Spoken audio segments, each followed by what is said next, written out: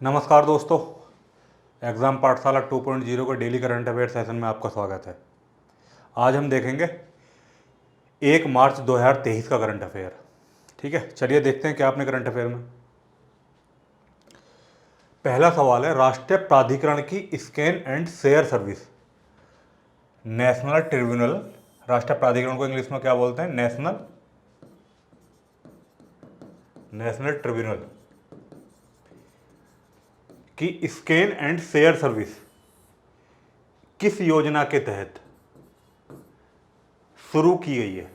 Option A है स्वच्छ Bharat mission, option B है Ayushman Bharat digital mission, option C है जननी सुरक्षा योजना और ऑप्शन डी है मिशन इंद्रधनुष। तो जो राष्ट्रीय प्राधिकरण की स्कैन एंड सर्विसेज है वो किस योजना के तहत शुरू करी गई है? तो अभी ये भारत के 25 जिले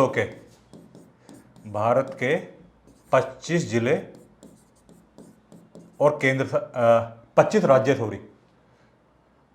राज्यों के ओब्लिक यूटी भी इसमें शामिल है। केंद्र शासित प्रदेशों के 365 अस्पतालों में शुरू करी गई है ये सर्विसेज। क्या? Scan and share services. ये है क्या स्कैन एंड शेयर सर्विसेज? ये क्यूआर कोड के माध्यम से, जैसा आप हॉस्पिटल जाते हैं, मान लो आप हॉस्पिटल गए और आपको ओपीडी पंजीकरण कराना है। मतलब आप किसी हॉस्पिटल में जाते हैं तो आप उसमें जाते हैं ना ओपीडी में, तो ओपीडी में आपको पहले लाइन में लगना पड़ता है, पर्ची कटानी पड़ती है। तो इस चीज़ से निजात पाने के लिए कि लोगों को ज़्यादा दिक्कत ना हो, अस्पताल में जाकर लाइन में ना लगना पड़े, तो अपना क्यूआर कोड स्कैन करो और पंजीकरण करा दो। ये सर्विस शुरू हुई है 365 अस्पतालों में 25 राज्यों के। और किस योजना के तहत शुरू करी गई है? तो ये Ayushman Bharat digital mission. B उत्तर इसका बिल्कुल ठीक है। आयुष्मान भारत डिजिटल मिशन के तहत ये शुरू करी गई है ओपीडी पंजीकरण के लिए। जो हमारे मरीज होते हैं उनके ओपीडी पंजीकरण, अगर उन्हें हॉस्पिटल में जाना है, ओपीडी पंजीकरण लेना, तो स्कैन एंड सर्विसेज शुरू करी गई है आयुष्मान डिजिटल भारत मिशन के तहत। अगला सवाल, काजीरंगा राष्ट्रीय उद्यान किस राज्य में स्थित है? Option A Paschim Bangal, option B है असम, ऑप्शन सी है ओडिशा, ऑप्शन डी है सिक्किम। तो काजीरंगा किसके लिए फेमस है? ये एक सींग वाले गैंडे के लिए फेमस है। एक सींग वाले गैंडे के लिए, जो एक सींग का वो होता है ना गैंडा, उसके लिए फेमस है काजीरंगा राष्ट्रीय उद्यान। लेटेस्ट अपडेट क्या है इसकी? लेटेस्ट अपडेट क्या है कि जो इसकी लास्ट जनगणना हुई थी उसके अकॉर्डिंग जो अभी फिलहाल में जनगणना की तैयारी चल रही है, तो ये माना जा रहा है कि इसमें एक सींग वाले गैंडों की जनसंख्या में वृद्धि हुई है। और काजीरंगा राष्ट्रीय उद्यान कहाँ पे है? ये पड़ता है अपना असम में। तो बी उत्तर इसका बिल्कुल ठीक है, असम में काजीरंगा राष्ट्रीय उद्यान। अगला सवाल, किस देश ने national green fiscal incentive policy framework launch किया है? ऑप्शन ए है अमेरिका, ऑप्शन बी है कीनिया, ऑप्शन सी है संयुक्त अरब अमीरात, ऑप्शन डी है Australia. National green fiscal incentive policy framework ये है क्या? जो न्यू इंडस्ट्री और जो न्यू व्हीकल पॉलिसी है,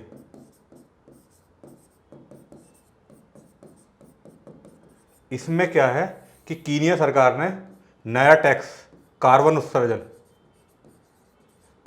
उत्सर्जन जो जैसे कोई भी न्यू इंडस्ट्री आई तो उसके लिए पहले ही टैक्स इंपोज कर दिया जाएगा कार्बन उत्सर्जन से संबंधित। तो ये कीनिया सरकार लेकर आई है। बी उत्तर बिल्कुल ठीक है इसका, कीनिया सरकार लेकर आई है।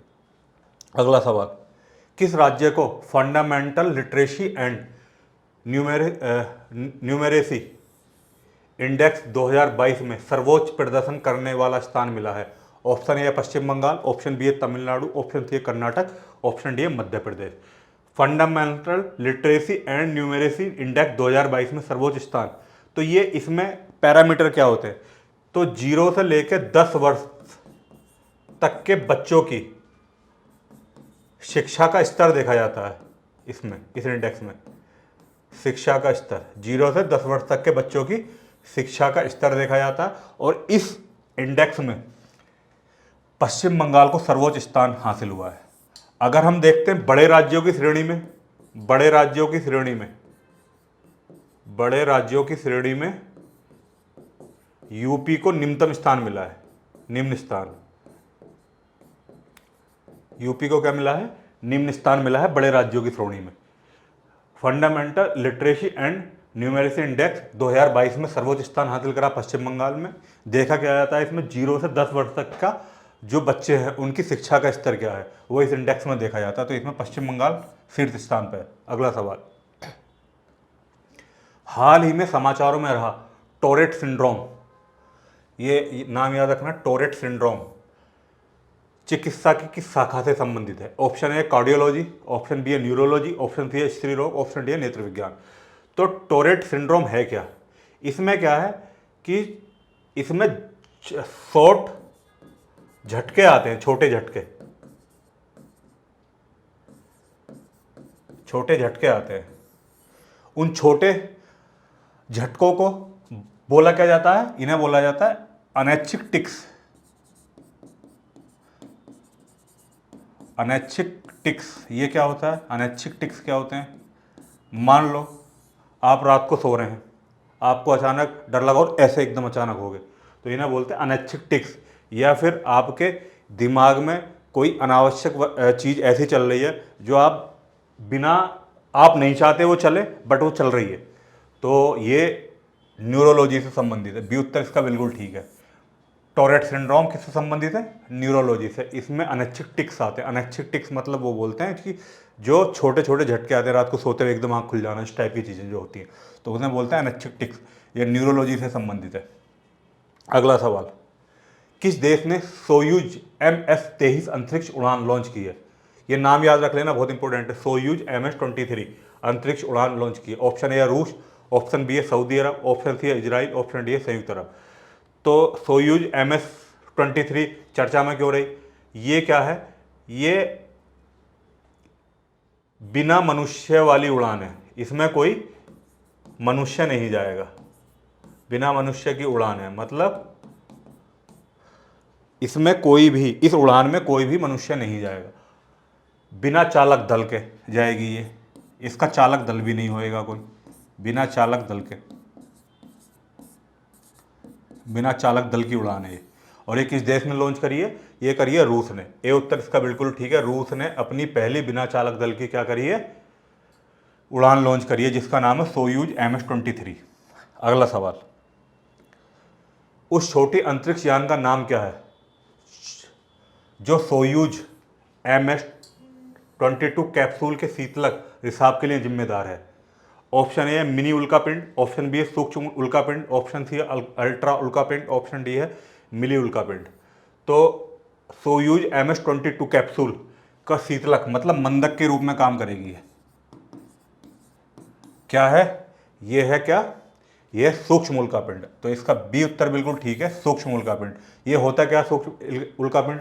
इसका जो वजन होता है ना वो 1 ग्राम से भी कम होता है, 1 ग्राम से भी कम वजन होता है इसका। किसका? सूक्ष्म उल्कापिंड का, जो शीतलक का काम करेगा। किसमें?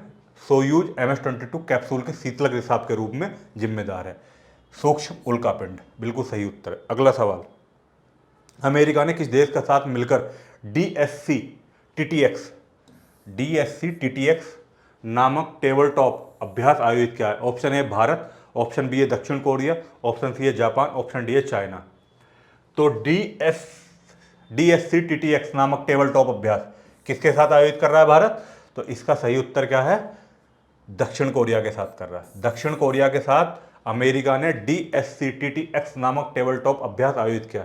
इसका उद्देश्य क्या है? इसका उद्देश्य है कि कोरिया के द्वारा जो संभावित परमाणु खतरा है उससे निपटने के लिए, ये इसका उद्देश्य है। किसका? परमाणु खतरे से निपटने के लिए।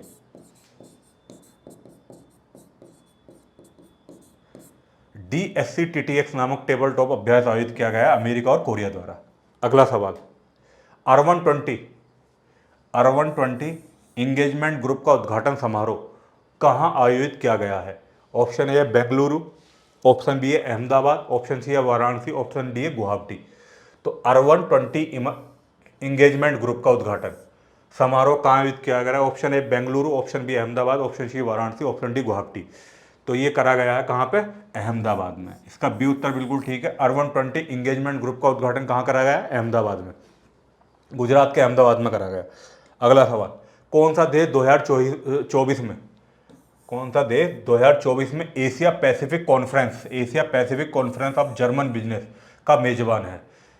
तो एशिया पैसिफिक क्षेत्र में जो देश आते हैं वो इस Asia Pacific conference of German business में पार्टिसिपेट करेंगे और 2024 में इसकी संभावित मेजबानी किसके पास है? वो है किसके पास?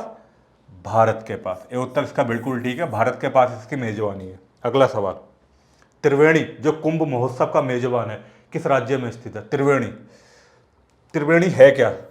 त्रिवेणी एक प्रकार का सांस्कृतिक महोत्सव है।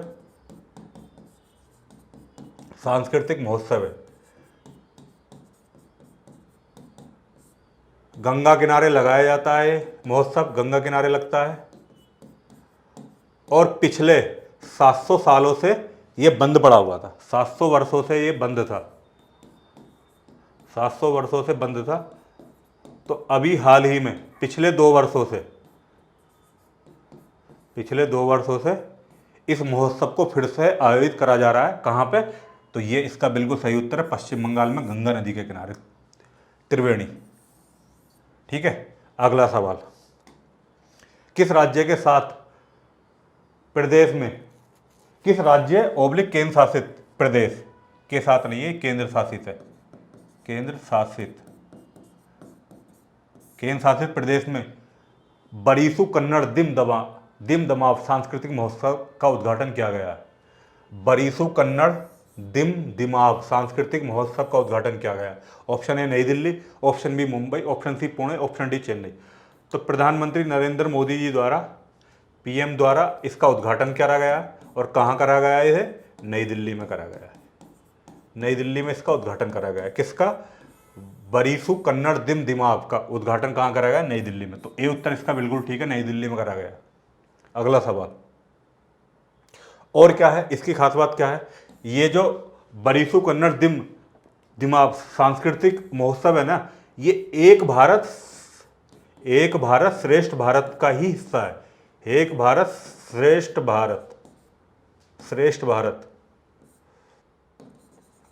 भारत पहल का हिस्सा है। क्या? जो बरीसु कन्नड़ दिम दिमाग सांस्कृतिक महोत्सव है, ये एक भारत श्रेष्ठ भारत पहल का ही हिस्सा है और पीएम द्वारा इसका नई दिल्ली में उद्घाटन करा गया। अगला सवाल, poverty reduction and growth facility PRGT किस संस्था का एक भाग है? Poverty reduction and growth facility PRGT ये है क्या? इसकी स्थापना हुई थी 1999 में। स्थापना कब हुई थी? स्थापना हुई थी इसकी 1999 में। किसकी? Poverty reduction and growth facility PRGT. ठीक है। ये क्या करता है? ये विश्व के सर्वाधिक गरीब देशों को लोन देता है। विश्व के सर्वाधिक गरीब जो अर्थव्यवस्थाएं हैं, गरीब देशों को आर्थिक सहायता देता है।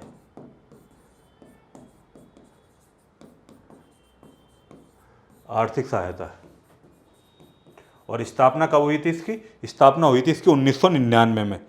और ये किसकी शाखा है? ये आईएमएफ की एक शाखा के रूप में काम करता है। आईएमएफ के अंदर इसकी स्थापना हुई थी 1999 में। तो ये आईएमएफ की एक शाखा के रूप में काम करता है। और ये इसका काम क्या है? विश्व के सर्वाधिक गरीब जो देश हैं, विकसित नहीं ना विकासशील, जो गरीब देशों की उसमें आते हैं श्रेणी में, उन देशों को ये क्या करता है? ये आर्थिक वित्तीय सहायता देता है। तो और ये हिस्सा किसका? आईएमएफ का, अंतर्राष्ट्रीय मुद्रा कोष का। तो ये उत्तर इसका बिल्कुल ठीक है, आईएमएफ का हिस्सा PRGT, poverty reduction and growth facility. अगला सवाल, अपने अनुष्ठानों के लिए यांत्रिक सजीव हाथी का उपयोग करने वाला पहला मंदिर किस राज्य में स्थित है? Option A Tamil Nadu, option B Kerala, option C Andhra Pradesh, option D Odisha. सजीव हाथी, इसका मतलब क्या है? यांत्रिक सजीव हाथी का उपयोग करने वाला पहला मंदिर किस राज्य में स्थित है? तो ये क्या है, यांत्रिक का मतलब है कि मनुष्य द्वारा बनाया गया हाथी, मनुष्य द्वारा बनाया गया हाथी, एक तरफ का हाथी का रोबोट मान लो, इसे हाथी का रोबोट मान लो, जिसका उपयोग मंदिर में करा जाएगा। और ये इतिहास में पहली बार ऐसा हो रहा है, इतिहास में पहली बार। लगेगा आपको जैसे जिंदा हाथी है, बिल्कुल एकदम व्यवहार भी उसकी तरह करेगा, एकदम हाथी की तरह, बट वो यांत्रिक हाथी होगा, मनुष्य द्वारा एक तरह का रोबोट की तरह अगर मैं कहूँ यांत्रिक हाथी। तो उसका उपयोग एक मंदिर में करा जा रहा है। और मंदिर किस राज्य में है? वो केरल राज्य में मंदिर है। और केरल राज्य में मंदिर का नाम, मंदिर है कहाँ पे? ये पड़ता है आपका, ये आपका त्रिशूर जिले में पड़ता है, त्रिशूर जिला, केरल के त्रिशूर जिले में। और मंदिर किनका है? ये श्री कृष्ण मंदिर है, श्री कृष्ण जी का मंदिर है ये। उस मंदिर में इसका पहली बार प्रयोग करा जा रहा है, केरल के त्रिशूर जिले के श्री कृष्ण मंदिर में। मनुष्य द्वारा बनाया गया यांत्रिक सजीव हाथी। लगेगा आपको कि ये बिल्कुल हाथी है, बट वो ओरिजिनल हाथी नहीं होगा, यांत्रिक हाथी होगा, मनुष्य द्वारा बनाया गया। अगला सवाल, किस विभाग ने सचिवालय सुधार रिपोर्ट, सचिवालय सुधार रिपोर्ट जारी की जो सरकारी कार्यों में प्रगति दर्शाती है? ऑप्शन ए प्रशासनिक सुधार और लोक शिकायत विभाग, ऑप्शन बी है कार्मिक और प्रशिक्षण विभाग, ऑप्शन सी है खर्च विभाग, ऑप्शन डी है राजस्व विभाग। तो सचिवालय सुधार रिपोर्ट अभी हाल ही में जारी करी है, जिसका मतलब है कि किस सरकारी, जो सरकारी हमारे मतलब संस्थाएं होती है, डिपार्टमेंट होती हैं, उनमें किस टाइप की कार्यों में प्रगति चल रही है, उस चीज़ को ये दर्शाएगी रिपोर्ट। और ये किसकी है? प्रशासनिक सुधार और लोक शिकायत विभाग की। ये उत्तर इसका बिल्कुल ठीक है, प्रशासनिक सुधार और लोक शिकायत विभाग। आज की वीडियो में इतना ही, मिलते हैं नेक्स्ट वीडियो में। तब तक के लिए अपना ध्यान रखो, अपनों का ध्यान रखो, चैनल को लाइक कर दो, सब्सक्राइब कर दो और बेल आइकन को जरूर दबा दो, ताकि हमारी लेटेस्ट वीडियो का नोटिफिकेशन जल्द से जल्द आपके पास आ सके। थैंक यू, धन्यवाद, जय हिंद।